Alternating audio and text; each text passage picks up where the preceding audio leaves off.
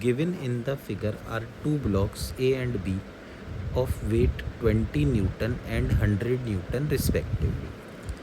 They are being pressed against the wall by force F as shown.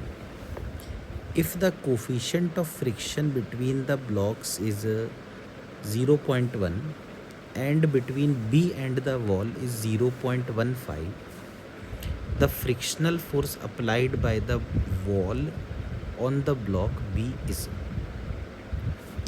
तो यहाँ पर दो ब्लॉक हैं, एक ए और एक बी, और दोनों ही रेस्ट पर हैं. तो अगर हम ए को देखें तो जो ब्लॉक ए है, उस पर एक तो फोर्स लग रही होगी F, और B उस पर एक नॉर्मल रिएक्शन लगा रहा होगा N1. इसके अलावा ए का मास कितना है, वेट है 20 न्यूटन, तो 20 न्यूटन फोर्स लग रही होगी. और इसको रोकने के लिए B ने जो फ्रिक्शन लगाया होगा F1, वो ज़रूर 20 के ही बराबर होगा. तो इसका मतलब फ्रिक्शन 20 है और F की वैल्यू N1 के बराबर है. अब जो ब्लॉक B है उसको देखते हैं हम. देखो ब्लॉक B जो है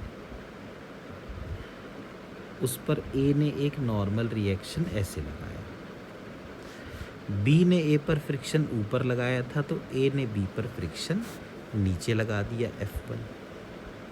इसका वेट था 100 न्यूटन, तो एक 100 न्यूटन भी लग गया.